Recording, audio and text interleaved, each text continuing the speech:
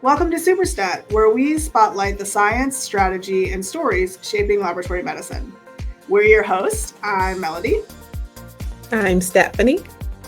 And I'm A. Odie.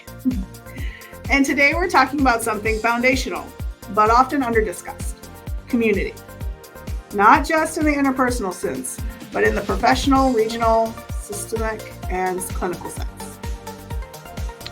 Yeah, so today we're answering the question, what does community mean in healthcare systems, kind of shifting towards that value-based care?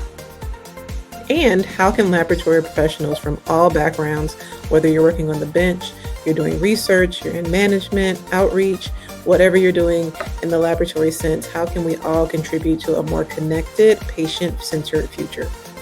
We're lab caresing it up. We're at sea today, so let's get to it.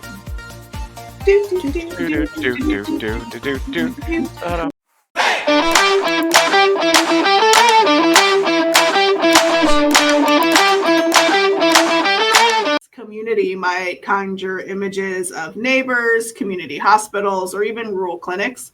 But in laboratory medicine, community means much more. It's a shared purpose. Whether you're a microbiologist in a hospital core lab, a pathologist at an academic center, a PhD, or a quality analyst at a reference lab, or even a molecular scientist in public health, your work touches patients, providers, and populations. Right. And in value-based medicine models where outcomes, efficiency, equity matter more than test volume, that shared purpose becomes even more important. Yeah, definitely, because in value-based medicine, labs don't just process tests. We generate insight. We reduce diagnostic delays. We prevent unnecessary procedures. And we create value for our patients, our payers, which we kind of need, and public health. Right, 100%. But I think before we look outward, we need to look inward, because lab isn't just a room full of instruments. It's a diverse ecosystem of professionals. We have technologists, technicians, pathologists, LIS specialists, phlebotomists, lab assistants, you name it, we got it. And each role brings a unique background, culture, and expertise. And I think in a value-based world, collaboration across our roles becomes clinical. I mean, even look at what we have with PhDs and DCLSs in some situations. Are we sharing quality data in a way that everyone understands is a good question. Are we building interdepartmental trust? And are we listening to new voices, especially from historically underrepresented groups? For sure. So fostering that internal community really means we have to flatten those hierarchies. Like we talked about, the pathologists, the lab professionals, the DCLS, we're all in it together. We need to align with shared goals, and we need to cultivate psychological safety, because value-based care can happen in a silo, and innovation doesn't thrive in a culture of fear. Yeah, and also laboratories are increasingly being asked to play a role beyond just the bench, which we're all kind of familiar with. I mean, we're being asked to be more supporting in population health management. We're contributing to diagnostic stewardship initiatives. We're partnering with clinicians on test utilization strategies and leading in health equity efforts, like improving access to screening in underserved areas.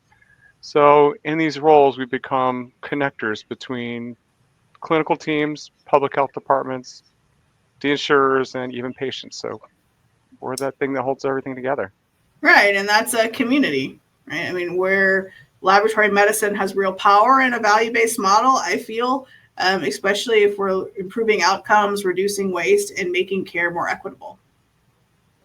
So this is great discussion. And if you're listening, I want you to think about how you in your laboratory environment and in your organization are creating value and connecting what you do back to your community. You're getting out from behind the scenes and you're making yourself known to the folks in your area so that they know what you do is important. But let's talk about it with each other.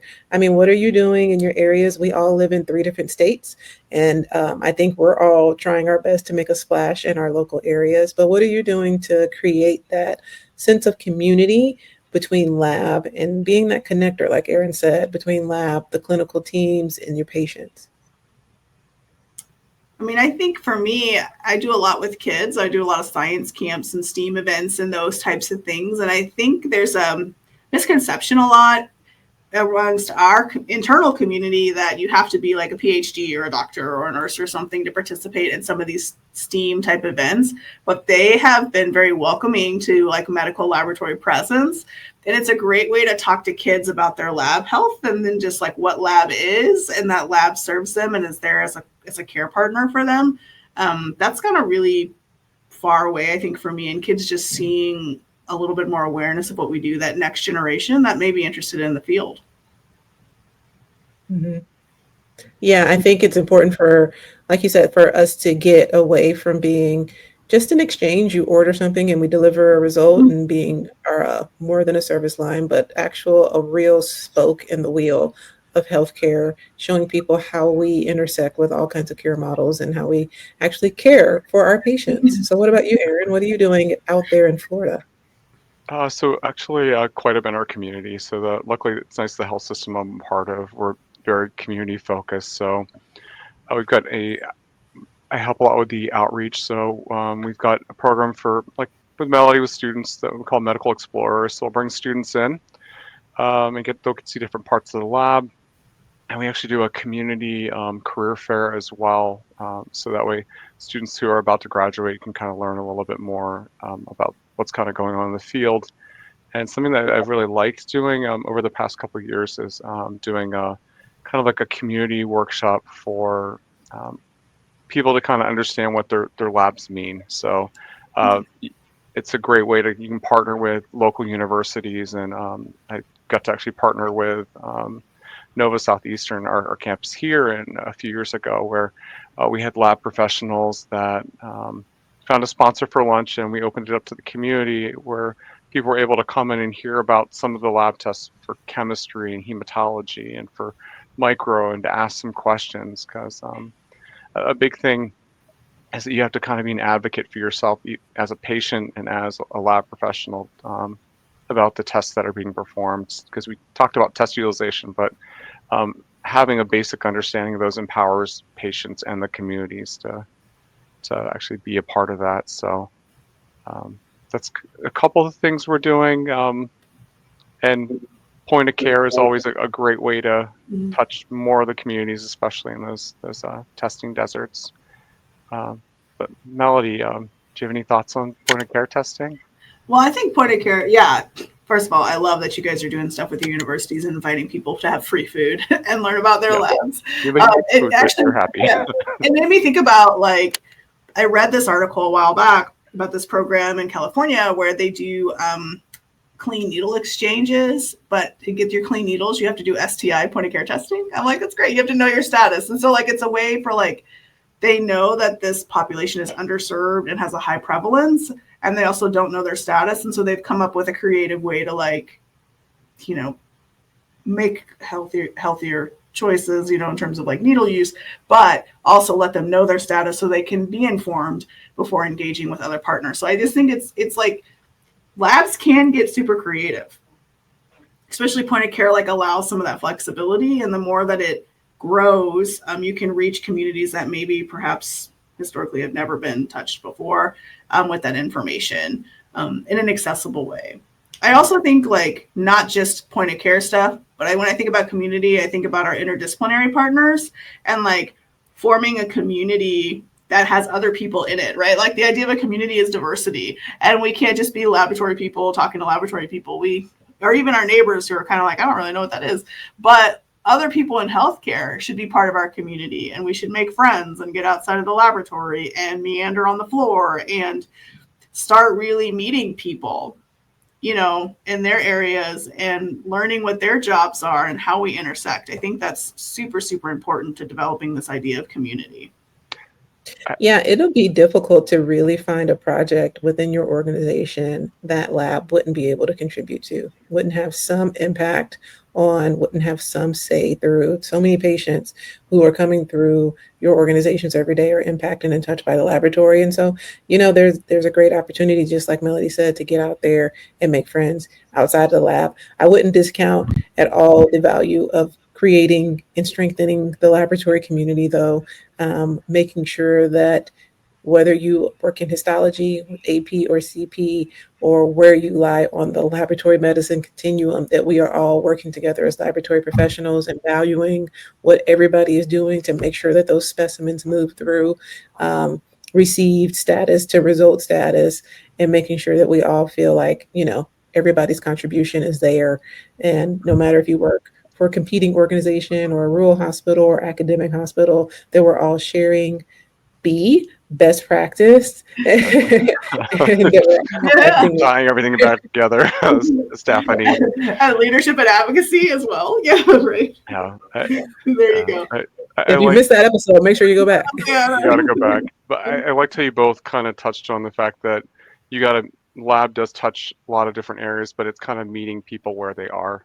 Mm-hmm. And that we're trying to do that in the lab. And whether it's working with another team, working with nursing on an initiative, or getting out and trying to do some mobile testing, you can have that ability to reach more patients. And that's always exciting to me. Yeah, and I think when we talk about sustainability, which is coming up, that's the S at the end. Give away all the secrets. When we talk about the future of laboratory medicine, and not just being a cost center or being seen as a cost center in your institution, but being a value add, like it's really, really important that we embrace community, because you're going to need friends to help share that message and be like, you know what? No, like labs really had my back, and it's been great working with them, and all those types of things. It's going to, it takes more than just us, but it also takes all of us working together and unifying around tenets of practice to say, like, this is who we are and we're here to stay. Yeah, and there's all sorts of outside the laboratory, all sorts of like local groups that you can actually work with. It is Pride Month this month, so our local group is our Jasmine, that supports our local LGBTQ community group, but they also try to have lab professionals come in potentially to talk about testing. So that's always something that you can do. You can find, if diabetes is something that's an issue you're very passionate about, you can contact your local chapter and bring that element to those members to help them understand their testing a little bit better. Yeah, I love that you brought up, weaving in laboratory and community with, celebrations of minorities and the things that are happening in our community, so we can make sure that we're recognizing everyone. It is, a wonderful Pride celebration this month, but it's also been Juneteenth. And so it's a great time to really look at what are the contributions of our members of our communities that are minority, that have contributed to healthcare, and have been excluded or included in research and have gone through certain things, so that we can have the benefits that we have today in terms of medicine and healthcare. Yeah, and we don't want to repeat the past. You learn, right? Yeah, and cherish and value the struggles that people have been through before you. So such a hashtag moment. Hashtag moment. Yeah. Hashtag lab cares. We do. But yeah, so community is kind of at the core of things. So I didn't even notice it is right in the center of lab cares. It is. Because your community is right in the middle. So you got me getting sentimental. Yeah. So, Yay. Heart. Yeah. So support your community. Well, what is it? You make a heart like this now? There's like a new thing. I don't know. Can I do that? I can't do that. This is the new generational heart. I'm not as cool as you guys. So. All right. Well, no. So kind of, I guess, the questions that you could ask yourself if you're considering, like, okay, well, how do I do more in my community as a laboratory professional? I think some questions to start with are, how can we be part of the care teams around us? And what does that look like? If you're in a hospital, you definitely have a diabetes population. If you're, you definitely have maybe some older adult care going on, or, different divisions of medicine where you could be very impactful and lab results are meaningful.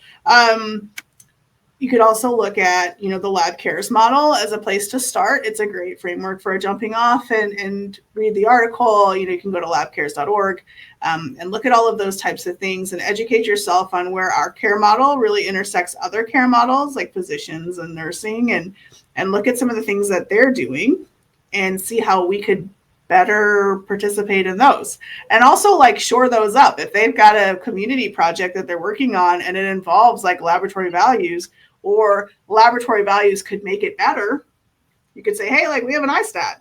Would that be helpful to your mobile clinic? Right? Like things like that are great opportunities.